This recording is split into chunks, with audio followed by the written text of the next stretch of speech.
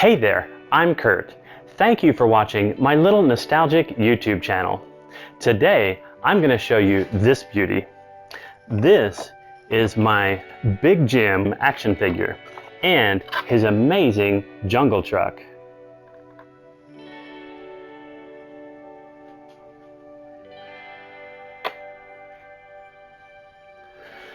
Big Jim was a series of action figures that were marketed to boys between 1972 and 1986. The Big Jim product line was created by Mattel, the makers of Barbie and Ken. Following their success of their Barbie line with girls, Mattel wanted to create a product focused on action and adventure and exploration that boys would be drawn to. Mattel took inspiration from Hasbro's G.I. Joe action figure, which had been enjoying success since 1964. G.I. Joe was 12 inches tall and was posable, and so Mattel made Big Jim also posable, but a little bit smaller, at only 10 inches tall. But Mattel added a cool karate chop feature.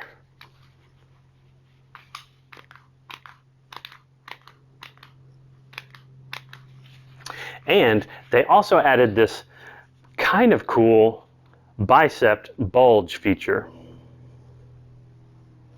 When his arm goes up, his bicep bulges.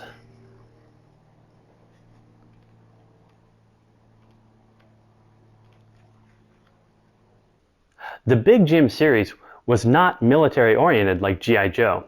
It was exploration and adventure oriented.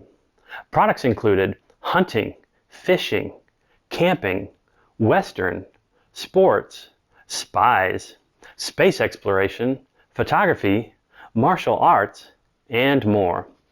The full series of characters that were released included lots of ethnicities too: white, black, Asian, Aussie, and Native American. By the end of their run, Big Jim did not end up outselling G.I. Joe, but it did quite well for Mattel.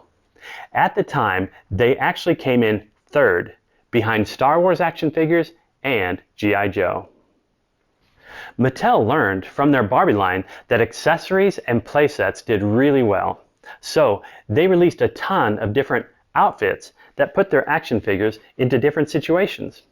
And they also released a ton of great playsets.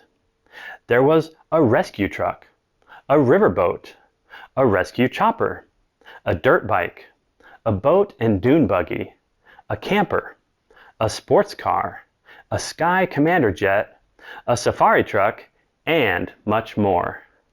I had the safari truck. It came out in 1973, and I'm pretty sure I got it for Christmas that year, which would put me at just shy of 4 years old. Honestly, I don't have a lot of memories from being 4 years old, but I played with my Big Jim and his safari truck for many, many years. So I have retained some of those memories from this playset. It's a pretty good sized Jeep. It's 19 inches long. It can hold 2 action figures here in the front seats. It came with a rhino and a capture net to capture the wild beast. It also came with removable gas cans, a working winch, a shovel, a shotgun, a pickaxe, and a hatchet, and it came with this movie camera and some camping gear. It's a pretty great playset, and it was highly configurable. This is basically the Canyon Rescue winch configuration, where the winch is going to deploy down or raise up something that you have that you are in need of raising or lowering into or out of a deep canyon.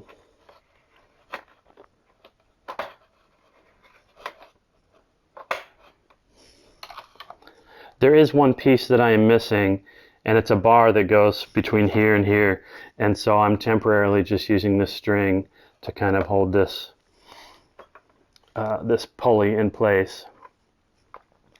Now, another configuration that is popular with this toy is a configuration where the net is placed on the front bumper, and then the net can be lowered onto the Rhino from the front bumper.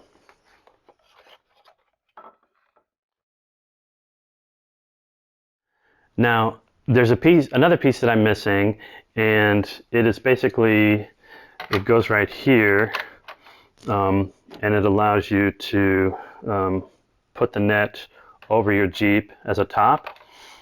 But this piece that I've just temporarily made one out of an old coat hanger, but this piece is roughly this size and roughly this shape, but it has little hooks where you can hook the net onto it, which my my stand-in does not allow me to hook the net onto. So just imagine that you hook this net onto this square, this rectangle, and then attach this net and rectangle to the front bumper. Okay, and then we get rid of this. Pull this through like so. And now we can use the winch.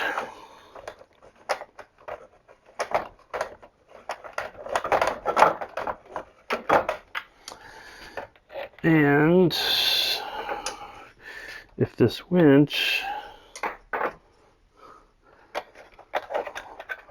were, if the winch hook was plugged in here like so,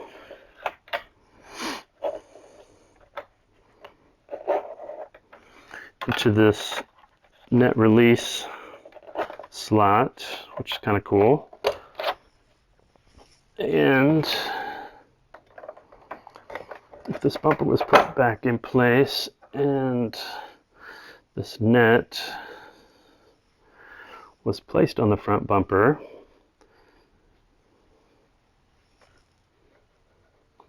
like so, then the hook, I gotta change the length of this guy. The hook can be hooked on like that, and if I get the winch at just the right length,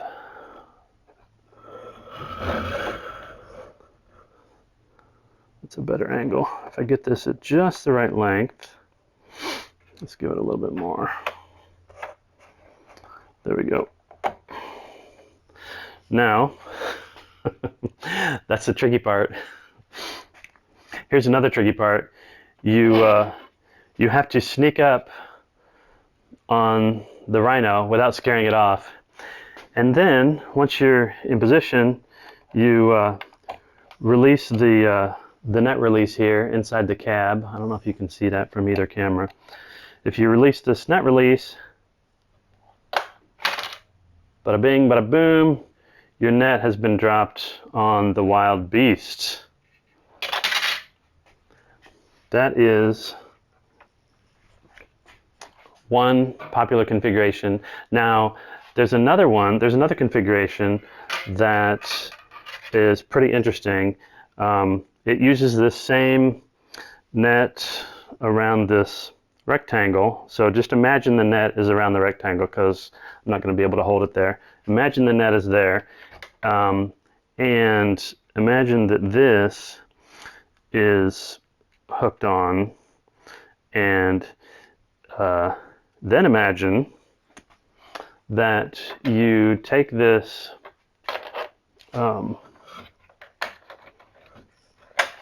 if you take this winch hook and line and run it over a tree limb, and then this would then be dangled from that tree limb, and then you could just use the same release mechanism that I just showed you. Bam. And then this is not going to balance perfectly because I don't have the right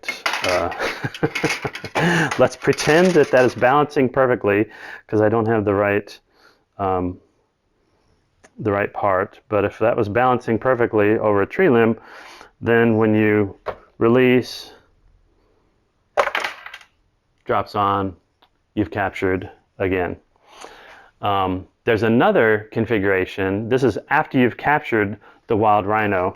This is the configuration for bringing that wild beast back to the wildlife reserve. And so the rhino fits right in the back. This kind of top piece goes here, and then the net basically goes over the top as your sunshade. And if I had the right piece here, the net would actually hold on to the outside like so, and it would hold on out here, and it would hold on out here. But my stand-in coat hanger just doesn't have the little clips or the little dog ears that the net needs to hold on to. So basically, this is the configuration for taking this wild beast, and actually, technically, it's not a full-size rhino; it's a baby rhino. So in theory, the mama rhino has already been captured and has already been taken back to the wildlife reserve, and your job is to find the baby rhino and bring the baby rhino back to the wildlife reserve so that the two rhinos can be reintroduced to each other and live together in peace and harmony in your amazing wildlife reserve. So those are some of the more common configurations for this amazing toy. The Big Jim safari truck was a pretty great set. It encouraged adventure and exploration in the far-off jungles and plains of the world. If you had this toy, or if I got something wrong, or if I left out something important, please leave a comment below. I promise I will read all of your comments. That's all for this episode of Kurt's Cool Vintage Toys. Yeah, let's call it that. Thanks for your interest, and thank you for watching. And until next time, see ya!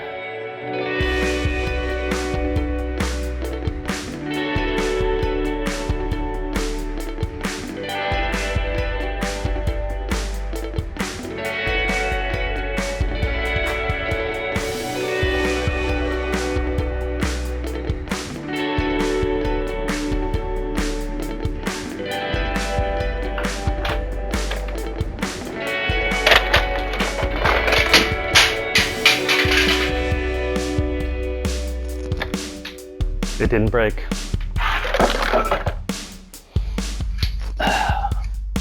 All right, that's a wrap.